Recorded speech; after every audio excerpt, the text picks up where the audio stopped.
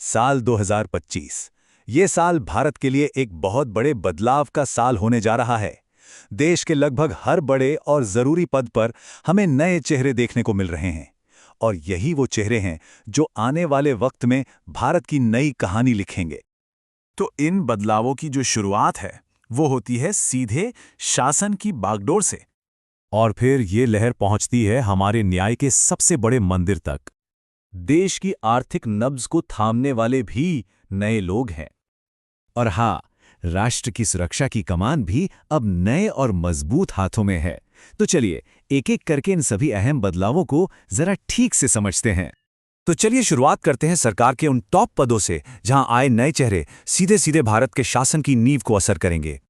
ये जो नंबर है 15, ये एक बहुत ही खास संवैधानिक पद की ओर इशारा कर रहा है। क्या कोई अंदाजा लगा सकता है कि भारत के 15वें उपराष्ट्रपति यानी वाइस प्रेसिडेंट के तौर पर किसने शपथ ली है? ये हैं सीपी राधाकृष्णन। इन्होंने देश के 15वें उपराष्ट्रपति के रूप में अपना पदभार संभाला है। अब इस पद की एक और खास बात यह है कि जो भी उपराष्ट्रपति बनता है वह अपने आप ही राज्यसभा का सभापति भी बन जाता है। मतलब ये हमारी पार्लियामेंट्री सिस्टम में एक बहुत ही पावरफुल और निर्णायक भूमिका है। अब जरा इस नंबर पर गौर कीजिए, 10। ये अपने आप में एक कीर्तिमान है, एक ऐसा रिकॉर्ड जो हमें सीधे भारत की राज्य राजनीति के एक बहुत बड़े केंद्र यानी बिहार लेकर जाता है। बिहार की राजनीति में ये एक हिस्टोरिक मोमेंट है। नीतीश कुमार ने रिकॉर्ड 10वीं बार मुख्यमंत्री पद की शपथ ली है। उनकी नई टीम में सम्राट चौधरी और विजय कुमार सिन्हा डिप्टी सीएम हैं और आरिफ मोहम्मद खान राज्यपाल का पद संभाल रहे हैं। अब इस नए नेतृत्व से राज्य के विकास और पॉलिटिकल समीकरणों पर क्या असर पड़ेगा, ये देखना बहुत दिलचस्प होगा। तो शासन के बाद अब नजर डालते हैं डेमोक्रेसी के दो सबसे मजबूत स्तंभों पर, हमारी जुडिशरी और इलेक्शन प्रोसेस। आइए देखते हैं कि इन संस्थाओं के नए रखवाले कौन हैं। एक और बहुत ही जरूरी नंबर, ये हमें सीधे भारत के सबसे बड़े न्यायिक पद यानी चीफ जस्टिस ऑफ इंडिया की कुर्सी तक ले जाता है। यही वो पद है जो देश के संवैधानिक भविष्य को दिशा देता है। जस्टिस सूर्यकांत ने देश के 53वें मुख्य न्यायाधीश के रूप में काम संभाला है। इन्होंने जस्टिस बीआर गवई की जगह ली है। इनका कार्यकाल फरवरी 2027 तक रहेगा और इस दौरान न्यायपालिका किन चुनौतियों का सामना करेगी और किन सुधारों को आगे बढ़ाएगी, ये पूरे देश के लिए बहुत मायने रखेगा। अब बात करते हैं हमारे लोकतंत्र की रीढ़ की, यानी भारतीय चुनाव आयोग की। यहां भी एक पूरी नई टीम ने कमान संभाली है। 26वें मुख्य चुनाव आयुक्त ज्ञानेश कुमार के साथ चुनाव आयुक्त सुखबीर सिंह संधू और विवेक जोशी भी शामिल हुए हैं। सोचिए, दुनिया के सबसे बड़े लोकतंत्र में आजाद और निष्पक्ष चुनाव कराने की इतनी बड़ी जिम्मेदारी अब इन्हीं ही कंधों पर है।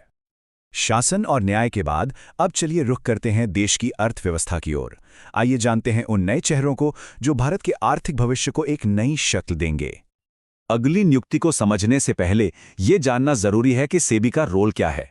देखिए, बहुत आसान शब्दों में कहें तो सेबी भारतीय शेयर बाजार का रेगुलेटर या कह लीजिए रेफरी है।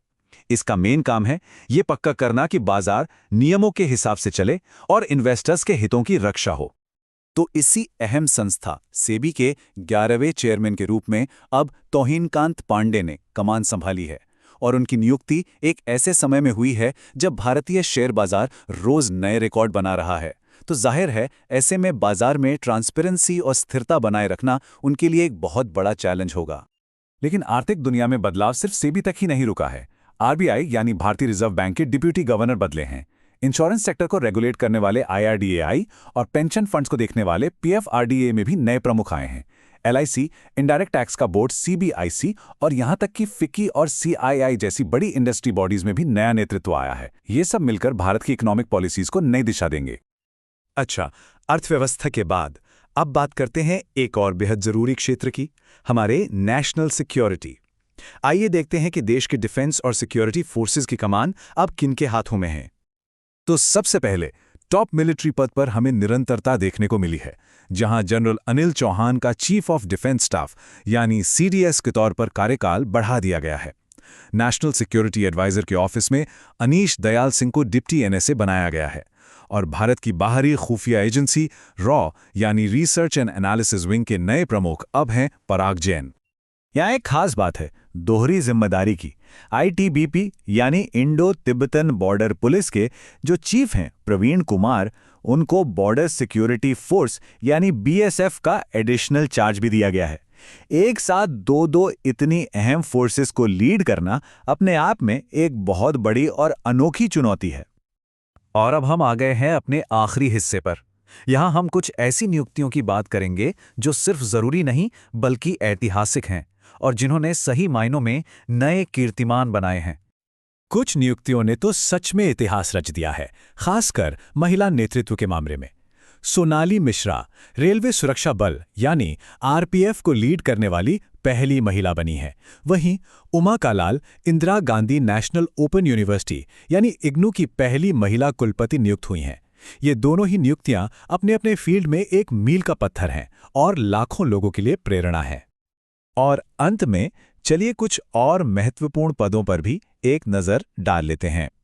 भारत के स्पेस प्रोग्राम को नई ऊंचाइयों पर ले जाने की जिम्मेदारी अब इसरो के नए चेयरमैन डॉक्टर वी नारायणन पर है। रेलवे बोर्ड के सीईओ के रूप में सतीश कुमार की फिर से नियुक्ति हुई है। ग्लोबल लेवल पर उर्जित पटेल आईएमएफ में एग्जीक्यूटिव डायरेक्टर बने हैं और देश के सबसे बड़े कानूनी अधिकारी अटॉर्नी जनरल के पद पर आर वेंकटरमण का कार्यकाल भी बढ़ा दिया गया है। तो शासन से लेकर सुरक्षा तक, अर्थव्यवस्था से लेकर न्याय तक, हर क्षेत्र में इतने सारे नए चेहरे, इतने सारे बदलाव। इन सब के बाद एक ही सवाल मन में उठता है, ये नया नेतृत्व, ये नए कर्णधार मिलकर भारत के लिए कैसी कहानी लिखेंगे? ये एक ऐसा सवाल है जिसका जवाब तो भविष्य ही देगा, लेकिन ये तय है कि हम एक बहुत ही दिलचस्प और महत्वपूर्ण दौर के मुहाने पर खड़े हैं।